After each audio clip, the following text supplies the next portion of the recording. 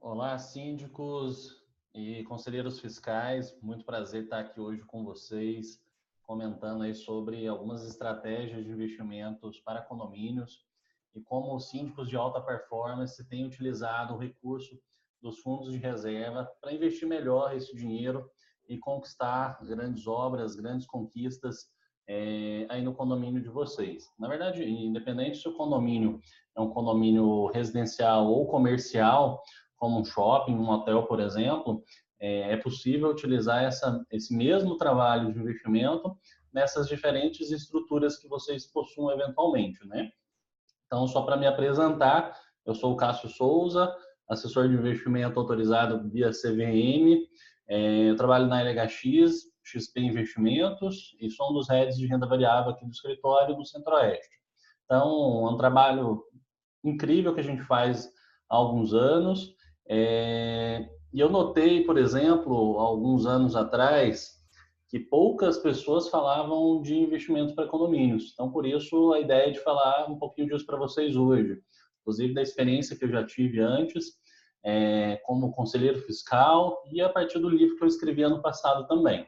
Só para explicar um pouquinho melhor para vocês, né, a LHX trabalha com a parte de investimentos em todo o Brasil, então desde a parte de renda fixa, tradicional, como um banco que vocês provavelmente já conheçam, até a parte de investimentos internacionais, as offshores, por exemplo, isso totalmente legalizado, não é nada como a gente às vezes visualiza isso na televisão, na mídia, né?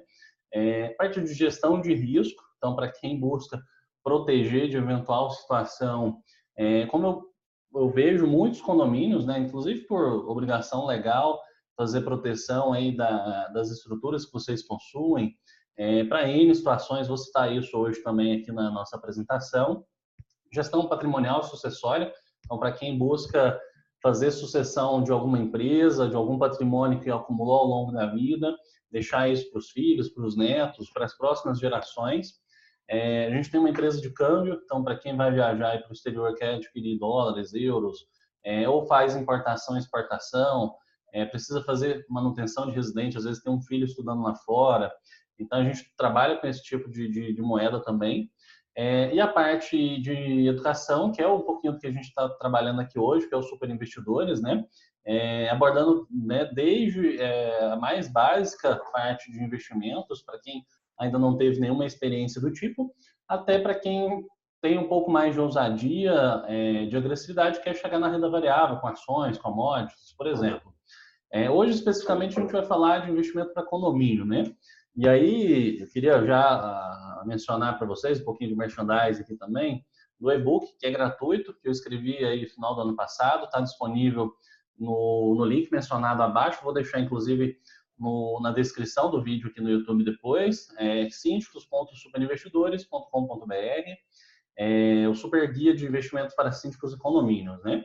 Então, que é justamente desse desafio que eu tinha antes como conselheiro fiscal, só que não fazia muito sentido na época que eu morava no condomínio, discutir esse tipo de questão por taxa de juros estar lá em 14,25%, por exemplo. Hoje, com taxa de juros tão baixa, né, praticamente 6,5%, algumas aplicações até piores do que isso nos grandes bancos ou nas cooperativas, faz muito sentido a gente brigar um pouquinho, gastar um pouco mais de saliva para discutir isso com os condôminos, né? Eu sei que quando trata de dinheiro é um negócio muito complicado, principalmente dentro de um condomínio que há divergência de opiniões, mas é necessário discutir sobre isso, né? Então, eu já queria até mencionar aí para vocês, e é um questionamento, né? Como vocês lidam com o dinheiro do condomínio? É, é uma decisão unilateral, o próprio síndico toma todas as decisões, ou isso é tomado decisão de forma colegiada? Vocês passam pela assembleia, fazem votações, ou os próprios conselheiros assinam ali todas as medidas que devem ser tomadas. Claro que tudo isso depende de como o estatuto está construído do condomínio, né, como as normas aí estão descritas dentro do regimento de vocês, mas eu queria começar isso de uma forma instigante, né? Como que vocês gostariam de lidar com o dinheiro do condomínio, se é de uma forma diferente como vocês tratam esses recursos atualmente, ou se dá, inclusive, para melhorar. Então, ao longo dessa discussão aqui hoje, eu queria que vocês pensassem um pouquinho sobre isso. Como vocês têm atuado, né? Como vocês têm organizado as finanças do condomínio de vocês, o que poderia ser melhorado, por exemplo. Então, anota aí no rascunho depois, no final.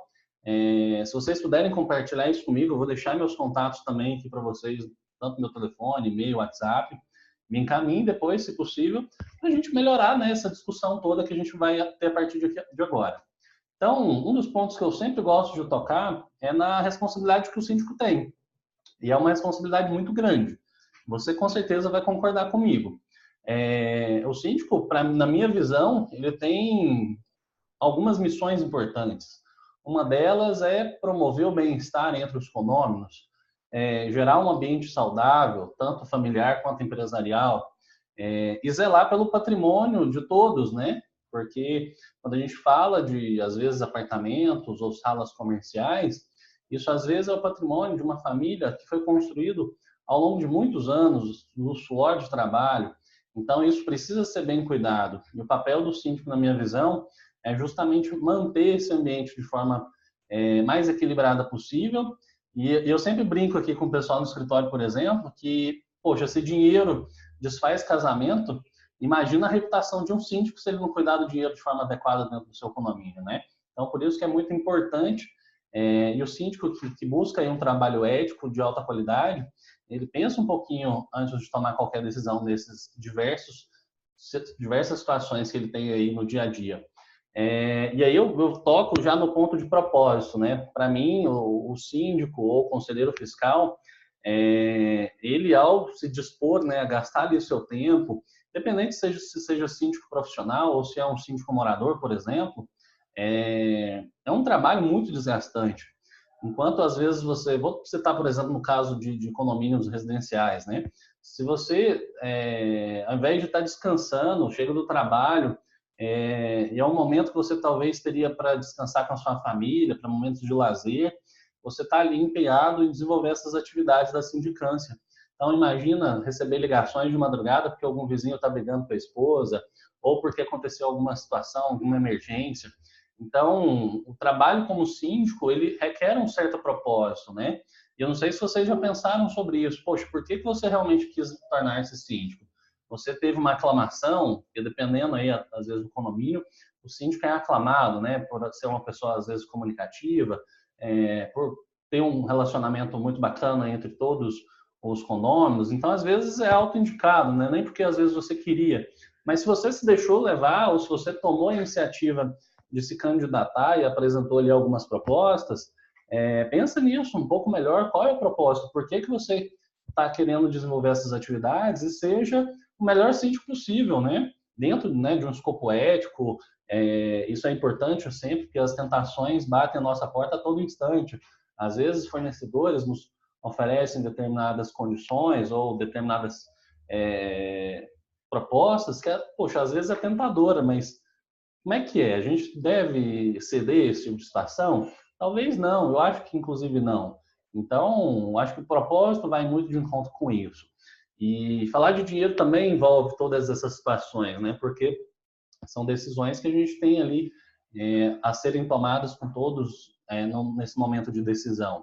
Então, e aí para mim, não importa o quanto de dinheiro que vocês geram, mas sim como comandam o fluxo financeiro.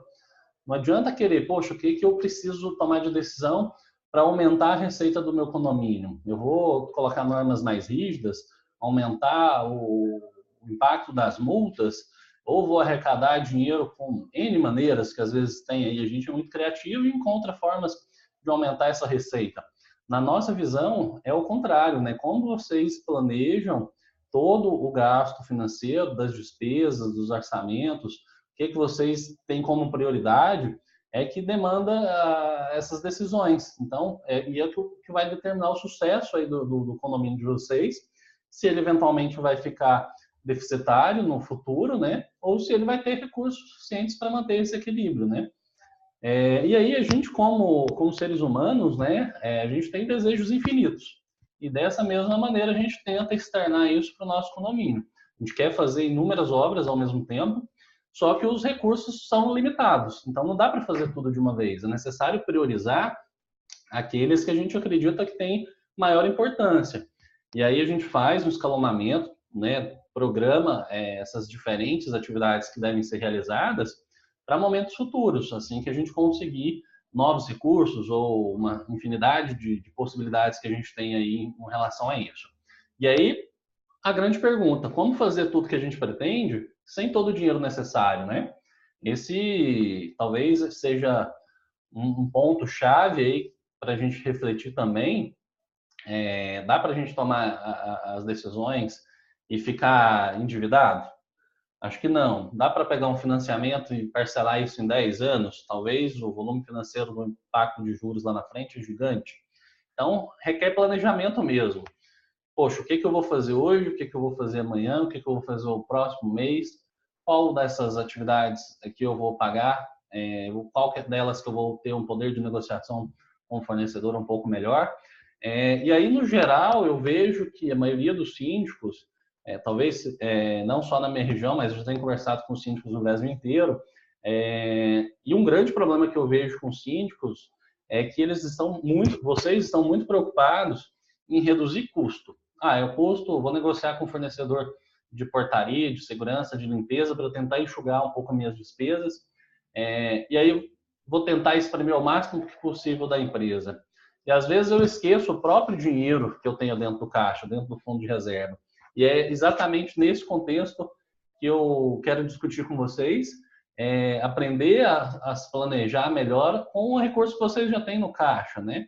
Claro, eu não vou deixar de fazer essa tentativa de minimização de custo, mas eu posso otimizar e aumentar o desempenho do recurso que a gente já tem, tanto nas nossas finanças pessoais quanto nas finanças dos próprios condomínios. Então, eu levantei aqui, só para vocês terem ideia, 15 atividades, 15 desafios que a gente tem dentro de alguns condomínios, talvez dentro da maioria deles, que a gente às vezes tenta implantar com uma série de situações ou problemas que a gente enfrenta com muita frequência, né? Então, por exemplo, custear processo trabalhista de funcionário próprio ou de terceirizados, né? Às vezes a terceirizada não paga lá os impostos e aí o condomínio é solidário. Seja adquirir geradores por conta de quedas constantes no sistema de energia, ou instalar uma usina solar para reduzir custo, né, no que a gente paga de tarifa de energia, e aí com essa sobra eu conseguiria fazer outras atividades no condomínio, implantar sistema de aproveitamento de água, enfim, são uma gama de situações que eu levantei conversando com vários síndicos para trazer isso para vocês, para entenderem o quão desafiante é o nosso dia a dia, né? São inúmeros casos, mas que se a gente planejar conforme o desejo de cada um dos síndicos, faz parte desse trabalho. Então, e aí a gente pode tomar uma decisão. Será que ter dívidas é bom ou é ruim? Em alguns casos pode ser até bom a gente fazer alguma atividade que a gente gostaria de realizar sem o recurso que a gente tem. Mas em muitos casos, e na maior parte deles, é uma situação muito ruim. Então, eu vou tocar nesse caso ali, eu vou dar um exemplo de um financiamento que foi realizado, para vocês terem noção do quão impactante é a dívida, né? O impacto dos juros no longo prazo. E essa é uma situação que precisa ser pensada em coletivo. Poxa, eu vou tomar um empréstimo, ou eu vou fazer um planejamento de investimento, um rateio entre todos durante um certo período, para depois fazer aquela aquisição que eu gostaria, por exemplo, né? Então, quanto tempo e de que maneira eu consigo levantar esses recursos? É um ponto também para a gente refletir aí antes de tomar essa decisão. E aí que eu elaboro um gráfico financeiro, só para vocês terem ideia. Começa, claro, sempre pequenininho, né? No primeiro ano, por exemplo, com pouco recurso, isso vai se transformando de forma exponencial com o passar dos anos. Quando eu estiver lá com 15, 20, 30 anos, isso está praticamente já na vertical do acúmulo do recurso. Então, começar sempre é trabalhoso, porque a gente não vai ver o impacto disso de forma consistente. A gente, lá na frente, imagina, nossa, ter 1 milhão é muita coisa, mas se a gente não tiver começado, como é que a gente vai alcançar esse primeiro milhão?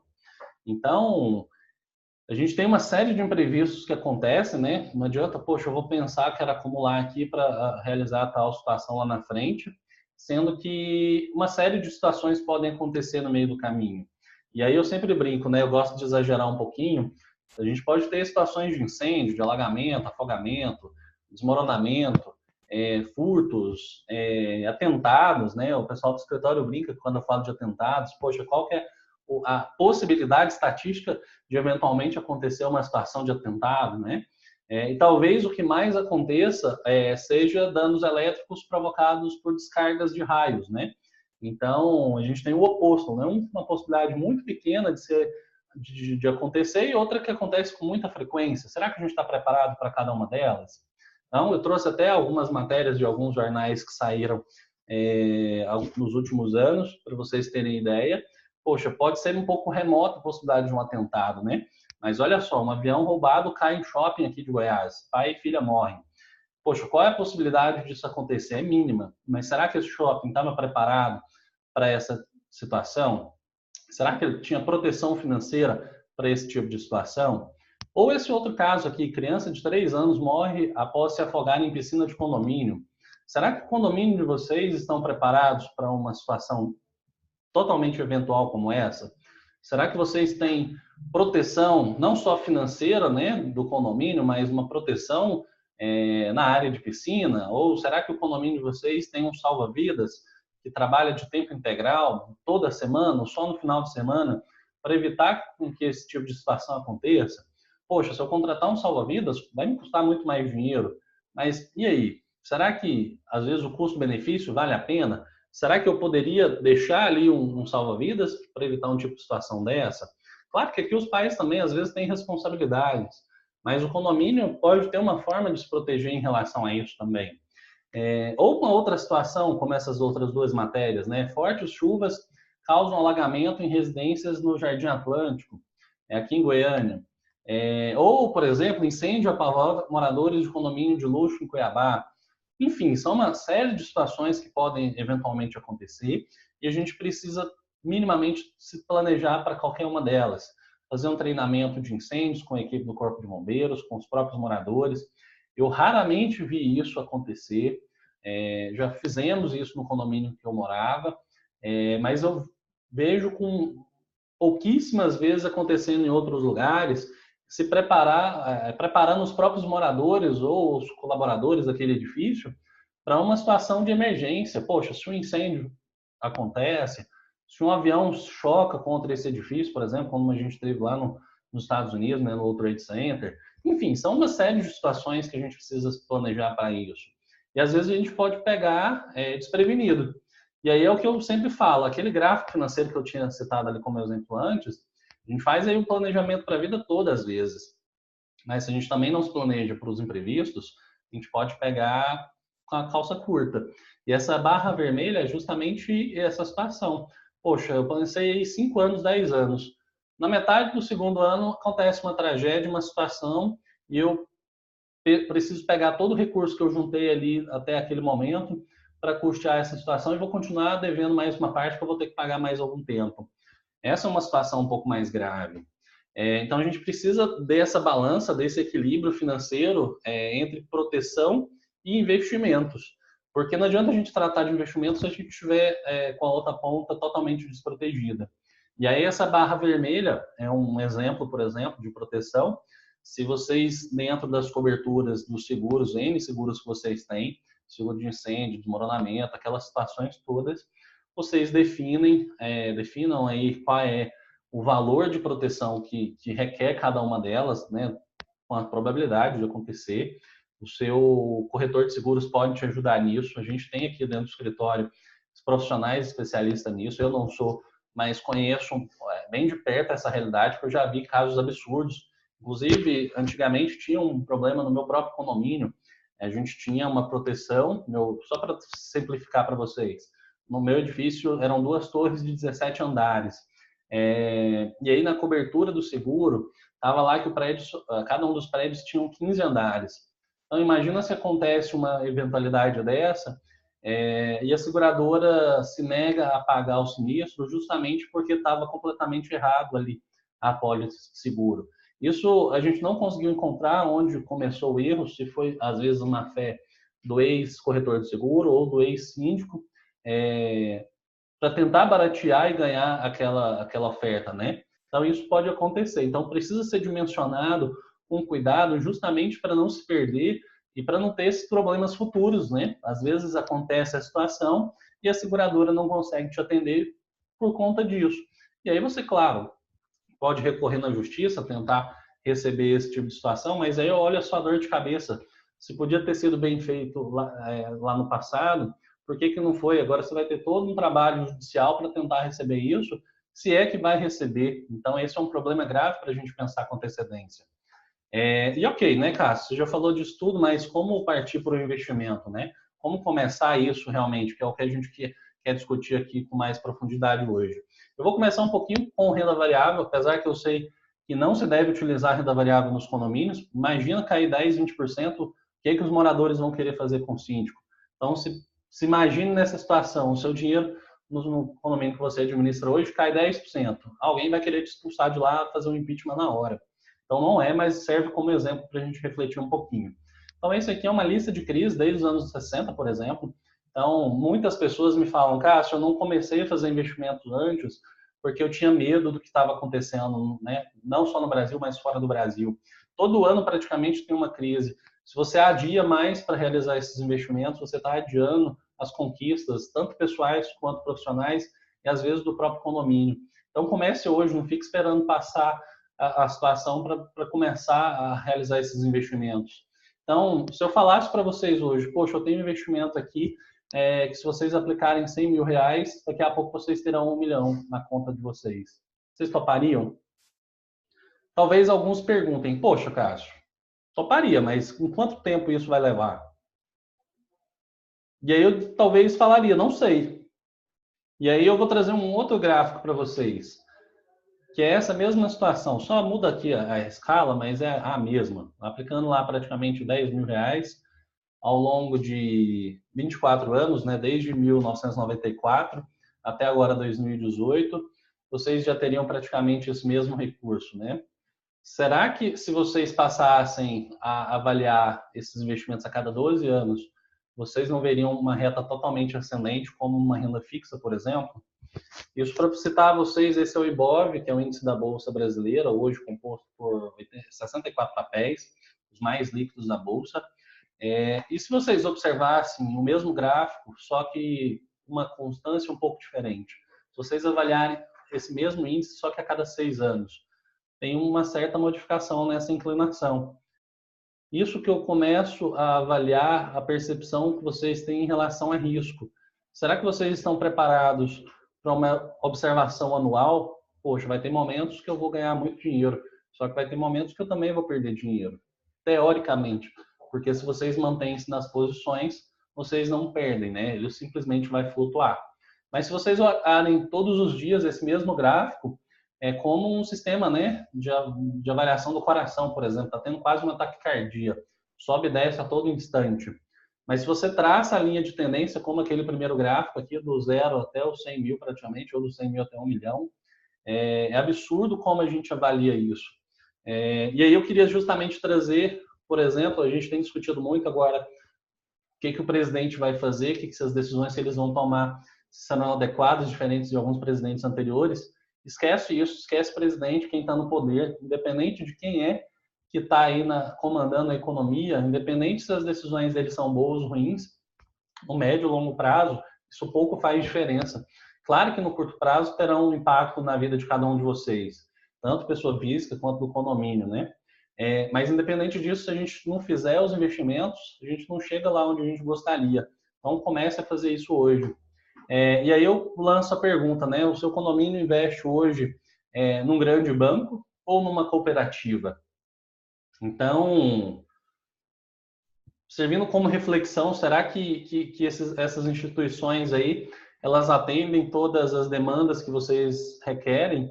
Ou às vezes vocês estão nessas instituições porque o custo de boleto, o custo de emissão de cada uma das taxas condominiais é mais barato, mas peca nos demais serviços, né? Como é que está o equilíbrio disso tudo? O que vocês levam em consideração? Me mandem isso também para a gente aprimorar esse estudo aqui. E aí, antes de entrar na parte de investimento, eu queria citar um pouquinho sobre riscos financeiros para vocês, inclusive para vocês entenderem essa dinâmica com banco, com corretora, com cooperativas, que é os que a gente mais visualiza no Brasil atualmente. Então, o risco financeiro sistêmico é aquele que acontece em determinado lugar, tem uma capacidade de alastrar de uma forma muito rápida no mundo inteiro, por exemplo, ou num país inteiro. Como a gente viu a crise lá em 2008, né, a crise imobiliária americana, isso alastrou para países europeus, por exemplo, Itália, Grécia, Portugal, Espanha, sofreram muito rapidamente com isso tudo. No Brasil, talvez a gente tenha sentido um pouco menos naquele período, 2009 até 2010, mas a gente sofreu as consequências disso mais tardiamente. Então, isso seria um risco sistêmico, um risco que a gente eventualmente não consegue controlar de uma maneira tão fácil assim. Risco de crédito seria, por exemplo, vocês emprestam dinheiro para um determinado banco, uma determinada empresa ou para uma pessoa, e o risco é dessa instituição, dessa pessoa não pagar vocês de volta. Isso é um risco de crédito. Às vezes a empresa entrar em insolvência, o banco quebrar e vocês ficarem à mercê em relação a esse recurso que vocês emprestaram. Risco de mercado é quase similar àquele gráfico que eu mostrei ali atrás. É a oscilação que a gente sofre de tempos em tempos, seja positiva ou negativa. Então, pode ser que em determinado momento, quando vocês queiram fazer a venda de algum ativo, algum imóvel, por exemplo, o mercado não esteja tão interessante, como o mercado imobiliário, por exemplo. A gente teve uma crise no país, agora mais recentemente, e vender um apartamento, vender uma casa, está muito diferente do que alguns anos atrás. Então, vocês não conseguem vender pelo mesmo preço, por exemplo. Por último, risco de liquidez, né? Se vocês têm alguma emergência, condomínio ou na vida pessoal de vocês, como uma emergência de saúde, vamos imaginar, e vocês não têm dinheiro em conta corrente suficiente para bancar essa emergência, e aí vocês precisam liquidar alguns ativos que vocês possuem. Vamos usar o exemplo do imóvel mesmo. Será que você consegue vender imediatamente esse imóvel pelo preço que ele vale no mercado? Dificilmente. E aí o risco de liquidez é isso, é não encontrar uma pessoa que pague o valor justo por aquele ativo que você possua na mão. Mas se você, poxa, Cássio, eu estou com uma emergência muito grande, preciso de muito dinheiro. Se eu colocar a venda do meu imóvel por 50% do que ele vale, aí eu acho que eu consigo vender. Isso é risco de liquidez. Não encontrar pessoas que paguem aquele valor que você acredita que aquele imóvel, aquele ativo faça sentido hoje. Então, se você tem um grande desconto, talvez você encontre mais pessoas dispostas a pagar por ele. Esses são os 4 principais riscos que a gente tem no mercado financeiro. A gente precisa ficar atento a todo instante para justamente tomar boas decisões. E aí, eu já vou citar, tanto os bancos quanto as cooperativas possuem um mecanismo que é o Fundo Garantidor de Crédito para os bancos e o Fundo Garantidor de Cooperativismo de Crédito, no caso das cooperativas. Só que é necessário tomar algumas precauções. Nem todos os bancos, nem todas as cooperativas são associadas desses fundos. Então, é necessário entrar aí no site de cada um deles, verificar se a sua cooperativa, se o seu banco faz a contribuição e se ela está em dias, porque não adianta nada ela ser uma associada se ela não tiver com a contribuição em dias. Então, uma parte de tudo que essa cooperativa ou banco recebe, ela destina para um fundo, e se alguma delas quebrarem, o fundo ressarce os seus investidores, o seu correntista. E aí eu vou, já entrando na parte de investimento, eu queria tocar no assunto com vocês sobre algumas estratégias. Basicamente, são 3 grandes estratégias para a parte de investimento. A estratégia com ativos pré-fixados, onde você sabe exatamente a remuneração que esse ativo terá ao longo do período de investimento, seja, por exemplo, 10% ao ano, 5% ao mês. Uma estratégia pós-fixada seria, lá no final, você saberia exatamente quanto vai render aquilo, mas previamente ele é indexado a algum índice, né? Alguma referência de mercado. Por exemplo, inflação medida pelo IBGE, que é o IPCA, ou aos juros do país, a taxa Selic, ou a inflação medida pela FGV, que é o IGPM, né? Ou talvez uma que é muito utilizada no mercado financeiro ainda, que é o CDI, o Certificado de Depósito Interbancário, que é o quanto um banco empresta para o outro todos os dias, vai gerando essa taxa de forma constante. Ou ela pode ser uma estratégia mista, né? Você sabe que uma parte será pré-fixada e uma outra parte indexada a um desses indicadores, né? Esses índices. Por exemplo, IPCA mais 5% ao ano, Selic mais 2% ao ano, e assim vai. Então, essa é um dos pontos principais, chaves aí para a gente, quando a gente vai pensar nessa estratégia de investimento dos condomínios, porque passa no planejamento do que vocês gostariam de alcançar. Em quanto tempo e qual é o ativo, qual é o benefício que você quer proporcionar para o seu condomínio? Poxa, Cássio, eu queria construir uma usina solar aqui para reduzir despesas com energia, mas eu não tenho recurso suficiente. Mas se eu fizer um rateio durante 4 anos, sei lá, um rateio de 10, 20, 30 reais por morador, em 4 anos eu consigo comprar à vista essa usina e a partir de então não preciso mais pagar taxas para a companhia de energia do estado, por exemplo. Então, dependendo da estratégia, do que vocês gostariam de alcançar, é que a gente vai medir, dependendo também do cenário econômico, qual desses aqui faz mais sentido. E aí já vou entrar direto na parte de produtos agora, por exemplo, né? Que é uma decisão que a gente toma em análise bastante cuidadosa com o cliente, o investidor, nesse caso aí vocês, síndicos e condomínios. E eu vejo muitos condomínios com dinheiro hoje parado na poupança, né? Então, talvez de forma esmagadora, poupança e algum CDB muito rende algum grande banco.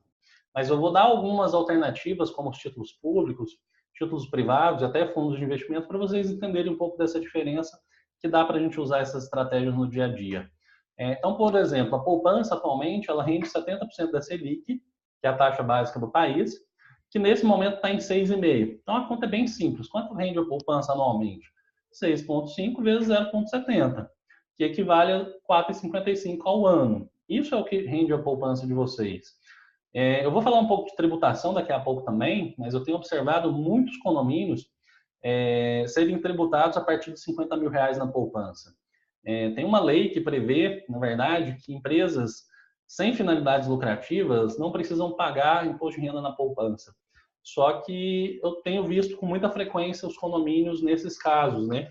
Então, às vezes, é interessante fazer contato com algum especialista para identificar aí como é que está enquadrado o condomínio de vocês, se está de forma adequada, se precisa de alguma revisão do CNPJ de vocês, para tentar já eliminar isso, por exemplo, né? Porque imagina, já é ruim o rendimento, 4,55, ainda paga em torno de 22% de imposto de renda nessa aplicação, isso aqui vai lá embaixo, né? Em torno de 3%. Então não faz muito sentido de acordo com o nosso cenário econômico atualmente.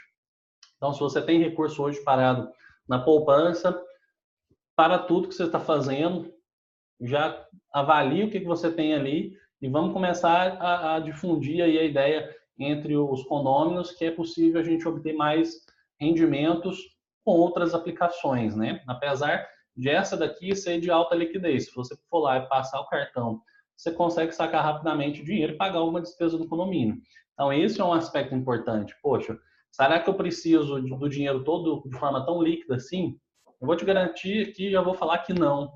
A não ser que você não tenha proteção nenhuma, não planejou nenhum seguro para o condomínio. Aí talvez precise de uma situação maior do que essa. Mas caso tenha aí um mínimo de proteção, vocês não precisam de todo o dinheiro na poupança. E aí o título público, por exemplo, do governo federal, né, talvez os ativos mais seguros do país atualmente, e aí a gente avalia, por exemplo, o caso da Argentina, lá em 2001, que quebrou por não pagar esses títulos e vem há quase 20 anos com problemas seríssimos. O Brasil aí é uma das situações que a gente está discutindo previdência atualmente, né? Porque se a gente não coloca as despesas do país de uma forma mais equilibrada, a gente segue para quase o mesmo exemplo da Argentina.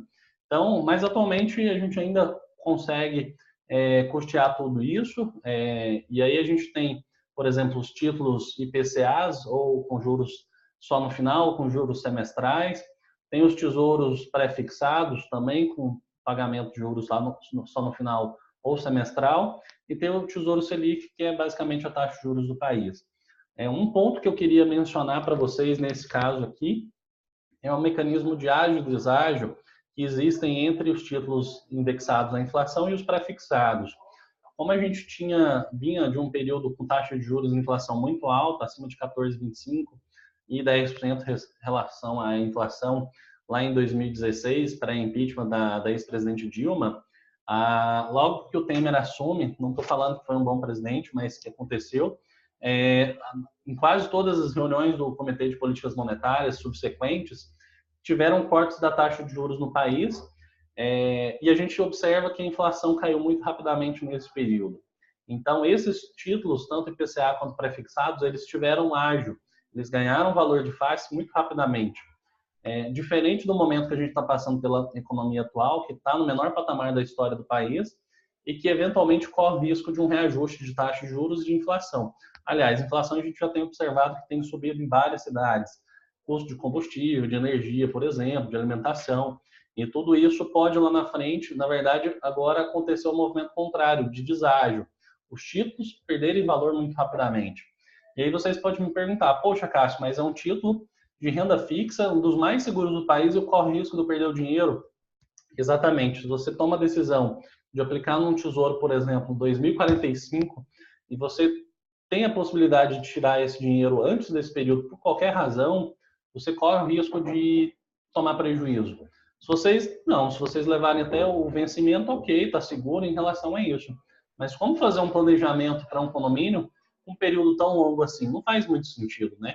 Então, o título público pode ser interessante, desde que bem planejado. Particularmente, eu gosto muito do momento com o Tesouro Selic, que rende 6,5 mais 0,01.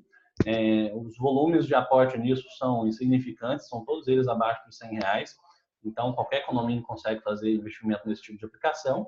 Pode ser uma das alternativas, mas eu acho que ainda existem outras também um pouco melhores. E, em conjunto com o nosso time de analistas da XP, a gente vem estudando isso de forma constante para trazer as melhores possibilidades e alternativas para vocês. E aí eu vou entrar no caso dos títulos privados, né? Talvez uma sopinha de letras e confundam muitos de vocês, principalmente porque a maioria dos bancos fazem isso, na verdade, né? CDB, LCI, LCA, CRI, CRA, LF, LC, debêntures, nota promissória, letra imobiliária, letra hipotecária, enfim, é uma sopinha de letras em relação ao mundo de renda fixa. Mas na nossa visão, por que faz sentido, às vezes, uma aplicação nesses ativos? E aí eu já vou citar, por exemplo, LCI e LCA, que são livres de imposto de renda apenas para pessoa física, para pessoa jurídica não é. Então, não faz muito sentido fazer esse tipo de aplicação para condomínios. Pode fazer sentido uma aplicação em CDB, por exemplo? Pode. Mas todos esses ativos aqui vai depender de quanto esses bancos ou quanto essas empresas estão pagando. Ele pode ser tanto de emissão bancária, né, por exemplo, como CDB, LCI, LCA, CRI, CRA, quanto de emissões de empresas de outros setores, né, como o caso das debêntures e as notas promissórias. Então, isso aqui tem um pool de possibilidades.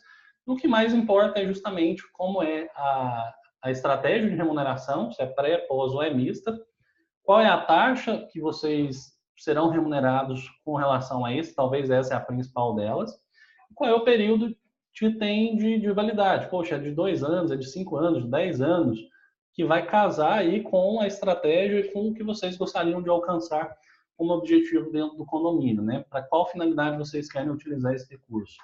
E aí, aqui, só como exemplo, a gente tem aqui infinidades de empresas, Ambev, Santander, Hering, B2W, Cielo, Copasa, Embraer, Duratex, todas essas empresas estão com potenciais emissões de títulos privados, como as debêntures, por exemplo.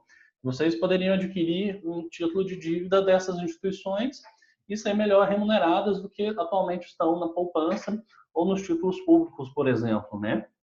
Então, são exemplos de empresas mais sólidas. Obviamente que a gente leva em consideração todos aqueles riscos, né, de crédito e de mercado. Poxa, e será que tem risco dessa empresa quebrar e não me pagar? Quais são as garantias reais que essas empresas possuem para uma eventual situação como essa, por exemplo, né? E aí eu queria agora já usar um exemplo real, que talvez fique mais próximo da situação de vocês. Imagine que vocês queiram adquirir, por exemplo, um gerador. Eu vou dar um exemplo aqui que esse gerador custe R$100 mil hoje. Que vocês têm duas possibilidades. Vocês podem tomar a decisão de tomar um empréstimo e financiar isso por 4 anos, ou vocês podem obter esse recurso através de um investimento, um rateio aí durante o mesmo período, com os moradores ou os funcionários, né? Às vezes um condomínio corporativo. Então, se vocês financiarem esse gerador durante 4 anos, com uma taxa módica de 16% ao ano, que equivale a 1,24 ao mês, ao longo desses 4 anos, vocês terão uma dívida ou um custo pago de R$ 181.063,94. Então, olha só o nível de dívida, quase o dobro do gerador. Vocês pagaram 2 geradores praticamente. E se vocês tivessem gerado como investimento no mesmo período, vocês pagando aí em torno de R$ 2.100, R$ 2.089, com uma taxa média de 8% ao ano, ou 0,64% ao mês, eu já estou aqui corrigindo, inclusive, o custo desse gerador, né, por conta da inflação. Ao longo de 4 anos, daqui a 4 anos, vocês tomam a decisão de comprar ele à vista. Então, o que vocês fariam com a diferença desse investimento, né? Qual que é a sobra de dinheiro? Poxa, um eu pagaria 181 mil, o outro em torno de 116, 120 mil, alguma coisa nesse sentido. Então, dá uma diferença aí de uns 60, 64 mil reais. Poxa, isso com certeza dava uma série de contribuições para o condomínio, dava para comprar, às vezes, uma placa nova do elevador, dava para reformar a área de lazer, ou pelo menos parte dela, daria para adquirir novas câmeras, sistema de segurança, daria para fazer uma infinidade de atividades que vocês têm aí no dia a dia, que por um simples planejamento mal feito, ou não é realizado, na verdade, vocês jogaram esse dinheiro fora, né? O dinheiro ficou simplesmente para o banco. E esse dinheiro deveria estar com vocês, na verdade. Então, é isso que eu quero mostrar para vocês. Se a gente fizer um planejamento adequado, condizente com a realidade do seu condomínio, a gente consegue obter bons rendimentos e vocês conseguirão realizar boas conquistas nos condomínios, né? E aí eu quero trazer já uma frase célebre aí do Albert Einstein. Ele falava assim: juros compostos é a 8ª maravilha do mundo. Quem entende ganha, quem não entende paga. E essa é uma frase muito forte. E é justamente isso. Se a gente entender um pouquinho mais da mágica que é os juros compostos, a gente para de fazer qualquer um dessas ações de financiamento, de empréstimo, cartão de crédito, joga isso tudo fora e passa a fazer investimento de forma adequada ao longo dos anos, né? Então, e aí trazendo um pouquinho da parte de tributação para vocês, que é uma parte importante, apesar de citar aqui, não é um caso que os condomínios vão utilizar mesmo, que são os casos dos fundos de ações, mas importante salientar para vocês, já tem uma alíquota direta e única de 15%, independente do prazo de aplicação. Dependendo dos fundos que vocês escolherem, podem ser um fundo de investimento de curto prazo ou um fundo de longo prazo. Isso vai depender basicamente, não é do prazo que vocês ficam aportados aí no fundo, que define se ele é um fundo de curto prazo ou longo prazo, na verdade. Tem esse impacto do prazo de permanência na aplicação, mas o que define e diferencia um fundo de curto e de longo prazo é os ativos que eles têm dentro da sua carteira, conforme o prazo de vencimento. Para ficar mais fácil, todo fundo de investimento, no final, ele tem lá a sigla ou o nome, curto prazo, longo prazo. É basicamente o que vocês precisam saber para ter essa distinção de alíquota de imposto de renda. Então, um fundo de curto prazo, se vocês permanecerem até 180 dias, ele será tributado em 22,5% quando vocês fazerem o resgate. Caso vocês permaneçam aí mais de 6 meses, praticamente 20%. Já nos fundos de longo prazo, essa alíquota começa em 22,5% e ela vai regredindo, chegando até os 15%, quando passa aí acima de 720 dias ou praticamente 2 anos, né? Então, isso impacta muito nesse planejamento. Poxa, se eu vou passar 3, 4, 5 anos, 10 anos fazendo investimento, por que eu vou escolher um fundo de curto prazo? Não faz sentido, né? Se for uma situação mais rápida, mais curta, pode ser até interessante. Mas se for outro, vocês tomaram a decisão errada. E aí, por isso que é importante um trabalho, um acompanhamento de um especialista, de um assessor de investimento, para ajudar vocês nessas decisões. Não só a classificação desse fundo que vocês escolherão, mas os fundos que também serão escolhidos, né? Então, existe um pool no Brasil de mais de 3 mil fundos. Então, é uma área muito grande que é humanamente possível analisar tudo sozinho. Nós, como assessores de investimento, a gente, na LHX, tem um comitê de alocação que a gente estuda em conjunto com todos os assessores do escritório para trazer aqueles melhores fundos para vocês. E é um pouco disso que eu quero falar aqui agora, né? Daqui a pouco. Só para vocês terem ideia, essa tabela de equivalência de taxas, ela está disponível aí no e-book que eu escrevi e está à disposição para vocês para download. Aqui vocês já conseguiriam selecionar, por exemplo, o prazo de aplicação, né, desse recurso, qual vai ser a tributação que vocês sofrerão nesse período e qual que é a equivalência de taxa. Poxa, se o meu banco me oferece lá um CDB a 100% do CDI, já estou falando um exemplo muito drástico aqui, porque a maioria dos bancos não vão oferecer essa taxa para vocês, nem que vocês tenham lá R$1 milhão, a maioria vai oferecer em torno de 90%, 92%. Isso é horrível. E aí, qual seria, de forma equivalente, que eu teria que ter uma aplicação aqui numa LCI ou numa LCA ou num fundo de renda fixa? LCI e LCA não se aplicam no caso de condomínios, que não são isentos de imposto de renda, mas servem aí para a dinâmica do dia a dia como pessoa física de vocês. E qual é um fundo de renda fixa, por exemplo, né? Ou se fosse invertido, se o banco tivesse, na verdade, me oferecendo uma LCA, uma LCI, qual seria o rendimento que eu teria de forma equivalente num CDB ou num fundo de renda fixa, com o mínimo de taxa aceitável, né? Poxa, se o meu banco A me oferece tal taxa e no mercado eu encontro uma taxa diferente, qual delas é um pouco maior, qual delas é um pouco melhor e qual eu poderia fazer de investimento em diferentes instituições. Por isso, essa tabela para facilitar aí o trabalho de vocês no dia a dia. E aí, só para comparar em relação a algumas possíveis aplicações, esse gráfico compara diferentes ativos aí ao longo dos últimos... Na verdade, esse gráfico é do início de 2019, né? No período que eu tinha escrito o e-book.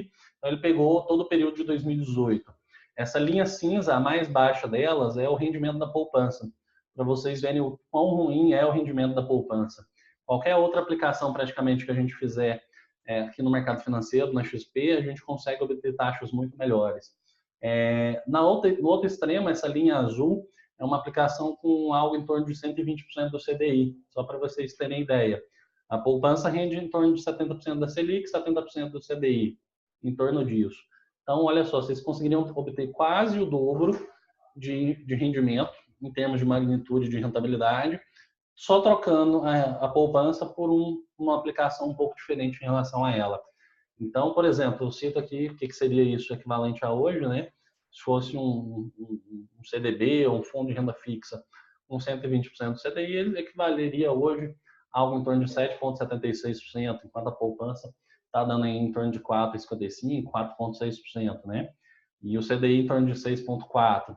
A gente tem aqui alguns fundos que eu separei só para servir como referência para vocês, mas isso eu digo que é mutante, modifique-se a cada momento, a cada mês. Eu tinha separado 3 fundos, né? O ZQuest Lucy, fundo de investimento de renda fixa de longo prazo, o CA Indusphase Agilité e o CA Indusphase VTS, que são bons fundos que a gente tem na XP. Hoje já existem fundos, inclusive, com taxas um pouco melhores do que esses outros fundos. Tem fundos rendendo em torno de 120%, 121% do CDI, com altíssima liquidez, com um dia de prazo de resgate. Então, esse dinheiro não precisa estar na poupança, vocês conseguem resgatar com o mínimo de planejamento. Poxa, eu vou precisar do dinheiro semana que vem.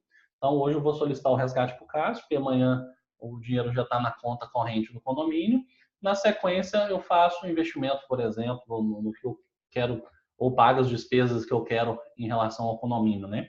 Então, percebam que é o mínimo de planejamento. Quando eu devo fazer a aplicação, em qual tipo de aplicação eu devo realizar, qual é a característica dessa aplicação, se é um mínimo de aplicação de R$1.000, 5.000, de 10.000, vai depender aí exatamente do que a gente estiver realizando.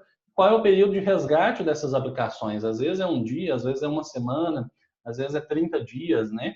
Então, a gente precisa planejar isso de forma adequada para não ter problemas. Imagina você combinou com um fornecedor de pagar ele com 30 dias e esqueceu de fazer o resgate.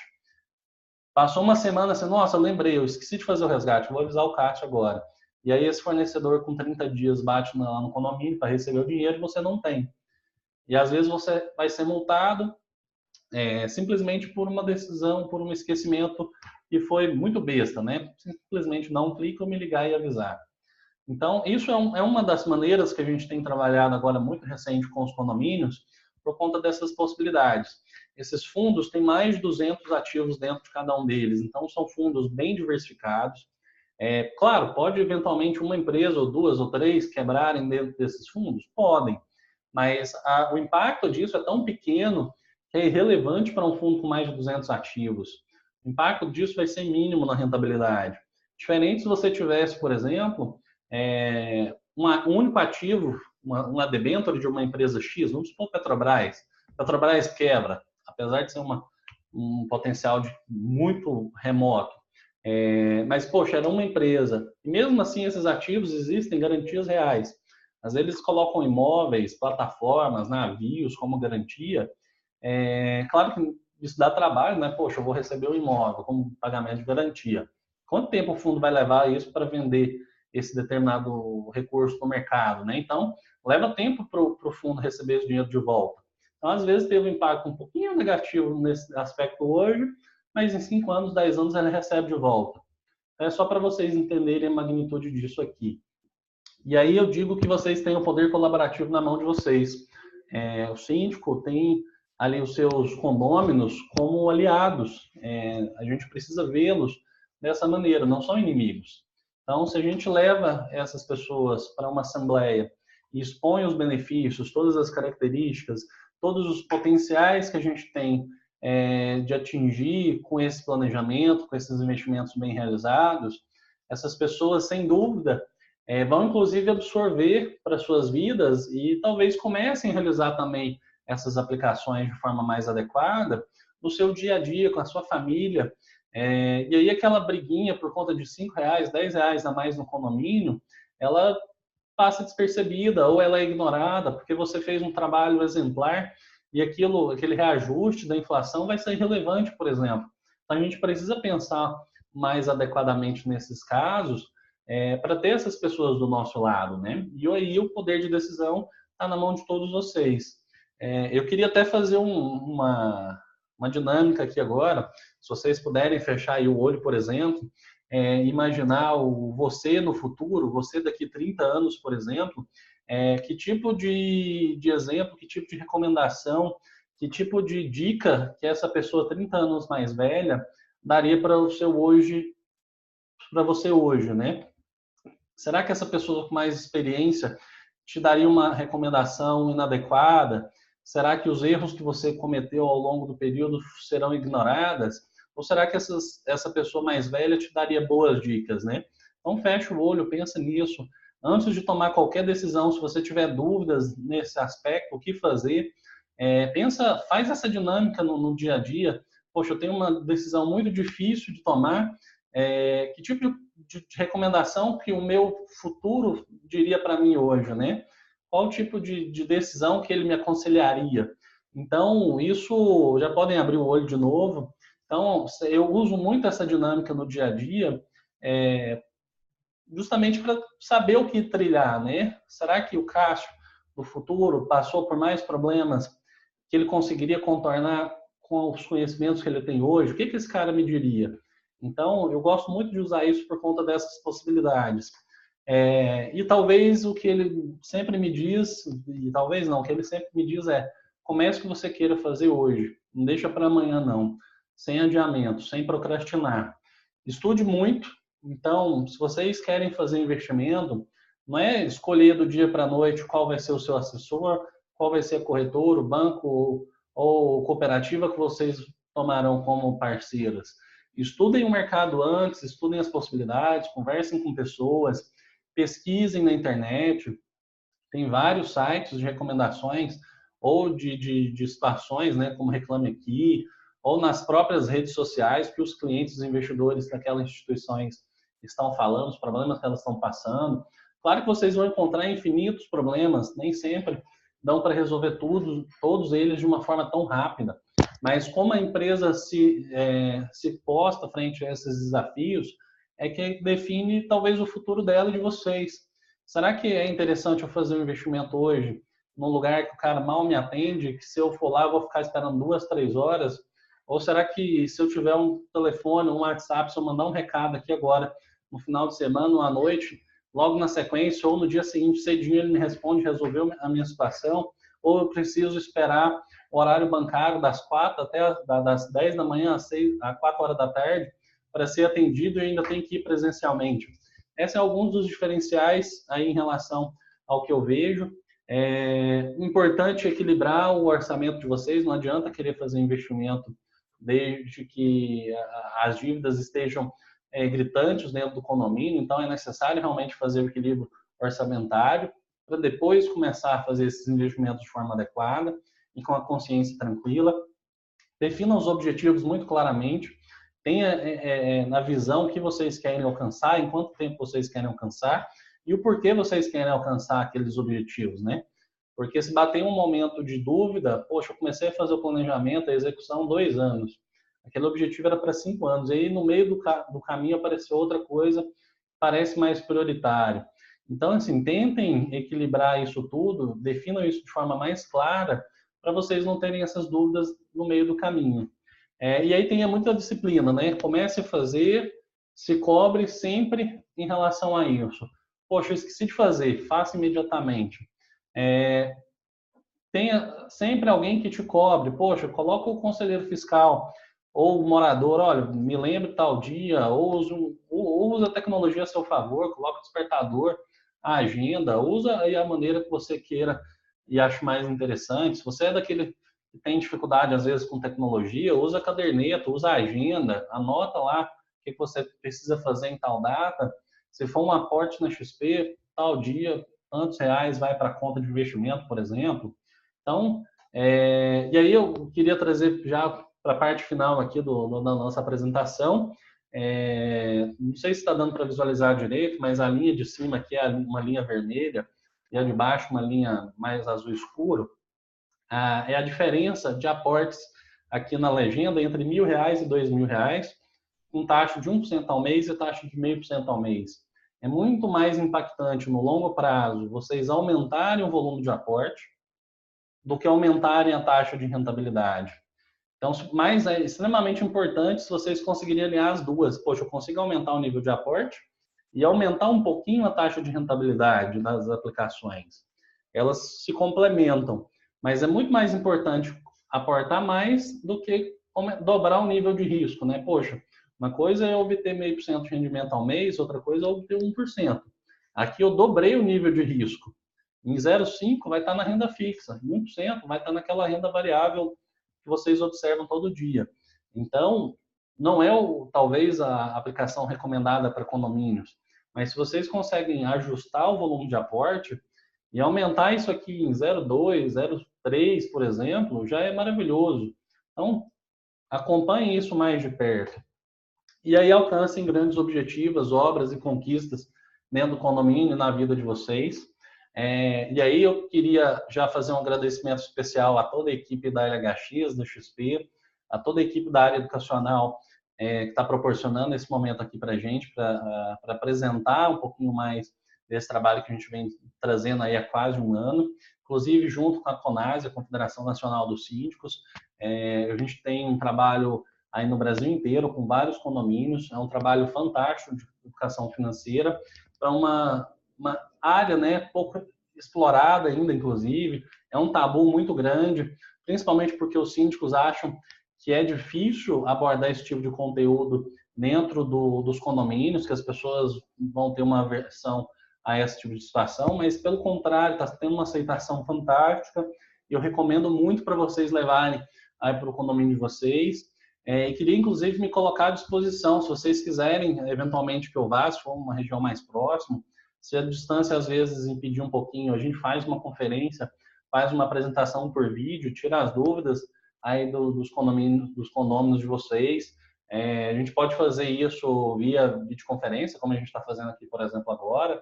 Se vocês quiserem me mandar aí algum e-mail tirando dúvida, tá meu e-mail à disposição, meu celular com WhatsApp. Se vocês quiserem me mandar recados, inclusive, fora do horário comercial, no final de semana, feriado, podem ficar à vontade. Se eu eventualmente não responder, é porque eu estou fazendo outra coisa naquele momento, ou estou em alguma reunião, mas logo na sequência eu costumo responder com uma rapidez muito, muito bacana. Então, eu queria agradecer a todos vocês por terem a paciência, por terem assistido todo esse vídeo. E aí, recomendo começarem agora. Então, é isso, pessoal. Muito obrigado, tenha um excelente dia.